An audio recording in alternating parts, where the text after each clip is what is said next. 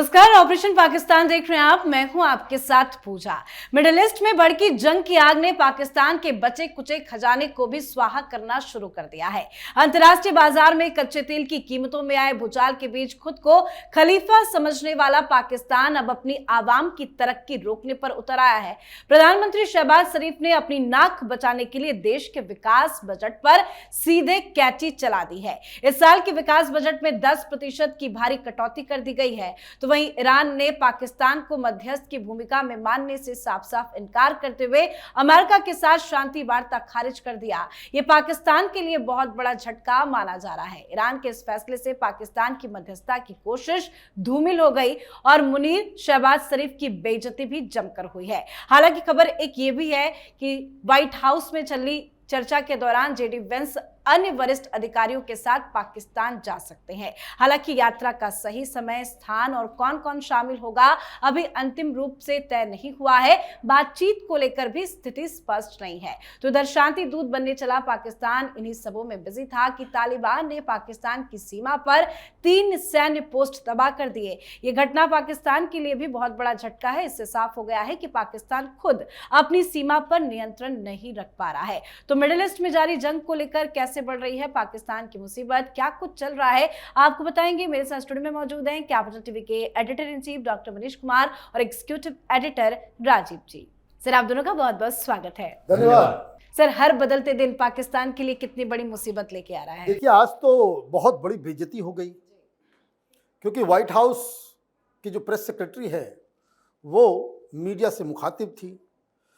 उन्होंने तमाम जो बातें डोनाल्ड ट्रंप ने कही कि किस तरीके से हम आगे कोई कॉम्प्रोमाइज़ नहीं करेंगे, ऑलरेडी ईरान हार चुका और वो डील लेने के लिए बिल्कुल they are begging for a deal, surrender कर दिया, ये सारी बातें हो गई प्रेस वार्ता के दौरान। तो एक पत्रकार ने पूछा कि भाई पाकिस्तान में कोई बातचीत की शुरुआत की है और पाकिस्तान की तरफ से कुछ 15 पॉइंट का कोई एजेंडा ऑफर किया गया है ईरान को।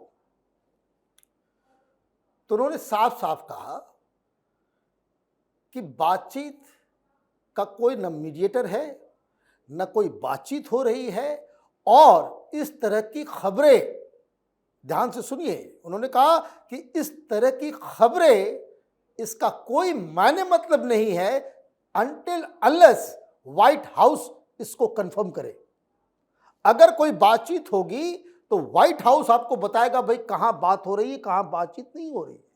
मतलब ये कि हम जो हैं, मैं कौन तो खामखा। आप इतना बड़ा प्रोपेगेंडा चारों तरफ कर दिए, व्हाइट हाउस कह रहा है कि कोई बातचीत ही नहीं हुई है। तो यहां इस्लामाबाद में मेज तैयार किया जा रहा है, तो जेडी वेंस आ रहे हैं, ये सब कोरी बकवास। ये जो मीडिया में जो इस्लामिस्ट लिबरल वामपंथी इस्लामिस्ट कॉम्बो जो है ना मीडिया के अंदर, उसका फैलाया हुआ ये बकवास। अब अमेरिका ने भी मना कर दिया, ईरान ने भी मना कर दिया। ईरान ने तो इस प्रपोजल के बाद जब ये खबर आई तो उसने क्या कहा, उसके जो आर्मी के, जो रेवोल्यूशनरी गार्ड कोर के जो स्पोक्स पर्सन हैं, जो वर्दी में आते हैं, उन्होंने कहा कि हम तो डोनाल्ड ट्रंप जैसे व्यक्ति से बात भी नहीं करना चाहते, हम कोई भी डील, कोई भी निगोशिएशन नहीं करेंगे। और ये समझिए कि किस तरीके का कटाक्ष मारा है। और जब सब कुछ बोल गया, वो पर्सियन में बोल रहा था और उसके बाद जैसे ट्रुथ सोशल पे लिखते हैं ना, thank you for your attention Donald Trump, last में वो भाई साहब बोल करके गए कि thank you for your attention. कहां बातचीत हो रही है, कौन पाकिस्तान, कहां डील, कहां कुछ। और ये मिसफीड किया गया, गलत जानकारी दे दी गई कि पाकिस्तान ने उससे बात कर ली है और वहां जो है वो बातचीत हो रही है। डोनाल्ड ट्रंप भी बोल रहा है, डोनाल्ड ट्रंप को ही बताया हुआ कि देखिए ईरान जो है एकदम बातचीत करने के लिए तैयार है। तो डोनाल्ड ट्रंप इसी बात पे कह रहे हैं कि they are begging for a deal, they have lost it. और इसीलिए ये जो बीच में ज्यादा चालाकी करने की जो उसने कोशिश की, इसलिए पाकिस्तान के जहाज को ईरान ने कहा वापस जाओ, तुम ये बीच में जो है ये तमाशा करना बंद करो। This is the fact. क्योंकि अगर कोई बातचीत होगी, आदर तो व्हाइट हाउस बोलेगा या फिर ईरान बोलेगा, दोनों मना कर रहा है, तो ये कौन आगे बीच में है? तो ये बात समझने की है कि किस तरीके से मीडिया में प्रपंच और प्रोपेगेंडा, ये इस्लामो लेफ्टिस्ट मीडिया कबाल जो है वो प्रोपेगेंडा करता तो है। अगर बातचीत नहीं हुई है, ये सब कुछ एक मिस इन्फॉर्मेशन है, तो इसकी जरूरत क्यों पड़ी पाकिस्तान को? क्यों इस तरह की अफवाह फैला रहा है पाकिस्तान? देखिए, पाकिस्तान और अमेरिका ये दोनों एक ही तरह के देश हैं। अभी की स्थिति में अमेरिका भी उसी तरह से ट्रैप में फंसा है, इस वार ट्रैप में, जैसे पाकिस्तान फंसा है। और पाकिस्तान के लिए समस्या ये है कि वो अमेरिका नहीं है। अमेरिका यानी कि डोनाल्ड ट्रंप ऐसा व्यक्ति है कि कभी भी किसी के खिलाफ कुछ बोल सकता है, किसी की बेइज्जती कर सकता है, किसी भी बात से पलट सकता है। ये डोनाल्ड ट्रंप वही व्यक्तित्व का व्यक्ति है, क्योंकि उसने भारत के प्रधानमंत्री ये नरेंद्र मोदी के बारे में भी ऐसी बातें की। उसने एक बार नहीं कई बार कहा कि नहीं नहीं, हमने तो भारत और पाकिस्तान के बीच युद्ध रुकवा दिया। पीएम मोदी ने एक बार भी उसका जवाब तक नहीं दिया। भारत की तरफ से ये बार बार कहा जाता रहा कि नहीं नहीं, ये अमेरिका की कोई भूमिका नहीं है, लेकिन क्रेडिट लेने की कोशिश तो डोनाल्ड ट्रंप ने की। इस बीच ट्रंप भी वैसे ही फंसा हुआ है। वो भी चाह रहा है कि नहीं नहीं, हम किसी तरीके से युद्ध को वापस कर दें, खत्म कर दें। इजराइल भी ट्रंप के इस पूरी चाल को समझ रहा है। तो जैसे ही ये 15 पॉइंट एजेंडे की बात आई और फिर ईरान ने जब इसे मानने से इनकार कर दिया और इसकी बातें कुछ सामने आई, तो फिर इजराइल भी सामने आ गया। इजराइल ने कहा ये कौन, या अमेरिका चाहे और ये लिस्ट सौंप दे तो हम अपने हिट लिस्ट से कुछ लोगों का नाम बाहर कर दें। उसने सीधे तौर पर कहा अभी हिट लिस्ट से नाम खत्म नहीं हुआ है, अराजकची को भी हम मारेंगे और स्पीकर को भी मारेंगे। ये दोनों लोगों का हमारे लिस्ट से नाम बाहर नहीं हुआ है। पाकिस्तान पर तो भरोसा ही नहीं किया जा सकता, ये तो उसे और छुपा लेगा। यानी कि इजराइल के टारगेट पर भी पाकिस्तान है।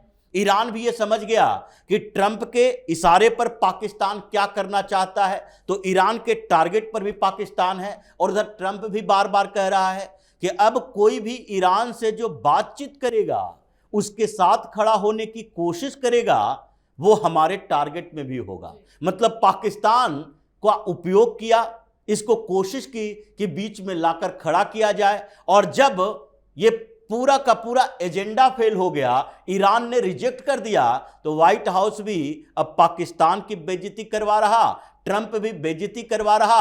और आगे जो ग्राउंड की तैयारी चल रहा है, ग्राउंड फोर्स की, उसमें तो ट्रंप ने सीधे तौर पर कह दिया कि अब ईरान वापस नहीं आ सकता। अगर एक बार शुरू हो गया इस तरह का युद्ध, तो उसके बाद ईरान के खात्मे का भी प्लान होगा। तो ईरान के साथ दिक्कत होगी तो पाकिस्तान भी नहीं बचेगा, क्योंकि ईरान जब सऊदी अरब पर अटैक कर सकता है, कुवैत इराक पर अटैक कर सकता है, तो पाकिस्तान तो बगल में है। उसके लिए उसको IRBM ICBM की जरूरत नहीं है। वो तो छोटे से जगह पर 200 किलोमीटर वाला मिसाइल भी दागेगा तो कराची और लाहौर तक पहुंचा देगा। इसलिए पाकिस्तान ऐसे ट्रैप में फंसा है कि अमेरिका से लेकर इजराइल से लेकर ईरान तक, ये हर जगह से इस युद्ध में पाकिस्तान पर ही फोकस किया जा रहा है। बिल्कुल सर, इंटरनल सिचुएशंस और हालात की बात करें तो वहां क्या चल रहा है? देखिए, इंटरनल सिचुएशन तो ऐसा है कि आपने देखा कि विकास के इसमें 10% की कटौती कर दी, वहाँ स्कूल बंद कर दिया, सब कुछ बंद कर दिया। और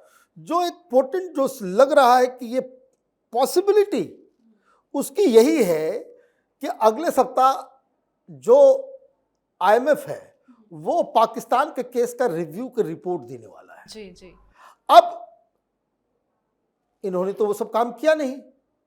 जो कुल मिलाकर के 26 या 27 पॉइंट दिया था IMF ने कि भाई आपको ये सब करना है, तब अगला आपको जो है वो मिलेगा। इसमें बहुत सारी चीजें थी, बिजली के रेट से लेकर के, सब्सिडी से लेकर के, करेंसी डिवैल्यूएशन से लेकर के बहुत सारी चीजें थी, आर्मी का खर्च कम करने से लेकर के बहुत सारे। अब देखिए, अब आपने क्या किया, विकास का पैसा कम कर दिया, आर्मी का पैसा आपने कम क्यों नहीं किया? वो तो IMF यही कह रहा है। अब दिक्कत क्या है कि अगले वीक होना है। अमेरिका की चमचागिरी इसलिए कर दी कि अगर व्हाइट हाउस ने तय कर लिया कि भाई IMF को पैसे देने की जरूरत नहीं है, तब ये क्या करेंगे? तब तो यही मुनीर, यही शहबाज, यही नवाज शरीफ, यही भुट्टो अपना अपना सामान, अपना अपना सोना, अपना अपना करेंसी उठाएंगे और सब लंदन भागेंगे। ये आप ये देखिए कि जितने भी एमपीज हैं, जितने भी देश चलाने वाले और मेजर ब्रिगेडियर के ऊपर जितने भी अधिकारी हैं, इनके पास, सबके पास डुअल सिटीजनशिप है। इन लोगों का किसी का परिवार पाकिस्तान में नहीं रहता भाई। पूरी जिंदगी ये सारे परिवार को ऑलरेडी शिफ्ट कर चुके हैं। तो जब पैसे नहीं होंगे तो लूटोगे किसको? वहां सरकार जनसेवा के लिए थोड़ी है, वहां तो लूट तंत्र पे कब्जा का मसला है। तो ये स्थिति पैदा हो रही है और ये जो पैसे को जो काटा जा रहा है, इसका मतलब क्या है कि आप बिल्कुल चारों तरफ से इकोनॉमिकली जो है आप ऐसा घिर गए हैं कि आपको चमचागिरी करना है। इसलिए द वर्ड हमारे विदेश मंत्री ने इस्तेमाल किया ऑल पार्टी मीटिंग में, हम लोग को दलाल स्टेट नहीं है, वो पाकिस्तान के लिए था कि ये दलाली कर रहा है, ये दलाली के चक्कर में नपेगा। और ऐसा लग रहा है कि जिस तरह से सिचुएशन बन रहा है ये ऑलरेडी नप चुका है। और चमचागिरी का नुकसान भी हो रहा है क्योंकि इन्हीं सब चीजों में पाकिस्तान बिजी है, लेकिन अफगानिस्तान तो अपना काम कर रहा है, एक के बाद एक अटैक जारी है। देखिए, अफगानिस्तान और पाकिस्तान में तो दोनों तरफ से गोलाबारी हो रही है। ये दोनों एक दूसरे के खिलाफ लड़ रहे हैं और इसमें अभी इतना इंटेंस झगड़ा शुरू नहीं हुआ है जिसके कारण दुनिया भर में पता नहीं चल रहा। लेकिन खैर, बॉर्डर स्टेट है और बॉर्डर पर दोनों के बीच तनाव चल ही रहा है, ये कभी भी बढ़ सकता है। और अफगानिस्तान के तालिबानी, जो तालिबानी है वो सोचता है कि सीधी लड़ाई में मत जाओ। वो तो गुरिल्ला युद्ध के तैयारी ही कर चुका है और हमेशा गुरिल्ला युद्ध लड़ते रहा, आज से नहीं लड़ रहा। ये रूस से भी लड़ा, अमेरिका से भी लड़ा, पाकिस्तान से भी लड़ेगा। लेकिन अभी पाकिस्तान की जो स्थिति है, पूरी दुनिया में वो स्थिति कभी भी पाकिस्तान के लायक नहीं हुई। अमेरिका भी अफगानिस्तान में लड़ा, इराक में लड़ा, सीरिया में लड़ा, लेकिन कभी भी पाकिस्तान के लिए ऐसी स्थिति नहीं आई जो अभी आया हुआ है। इराक में भी लड़ा तो पूरे अरब में वो किसी और से झगड़ा नहीं कर रहा था और न एकजुटता दिख रही थी इराक में अमेरिका के खिलाफ। और अभी स्थिति है कि ईरान ने पूरे अरब को अपने खिलाफ भी कर दिया और पाकिस्तान ऐसे फंस चुका है कि ईरान और अरब के देशों के बीच जो एक तरफ गारंटर है इसके पूरे दुनिया में, जहां से कर्ज लेता है उसका गारंटर बनता है सऊदी अरब, वही इसके बैंक में गारंटर बनता है, पैसे अपनी रख कर रखता है। और दूसरी तरफ अरब के दूसरे देशों के साथ ये अगर खड़ा नहीं होता तो वो इससे अपना संबंध खत्म करेंगे। और ईरान और अमेरिका के बीच जो स्थिति चल रही है उसमें ईरान और पाकिस्तान के बीच भी जंग लिखा हुआ है। तो जो स्थिति अभी पाकिस्तान की है उसके इंटरनल हालात और खराब होंगे।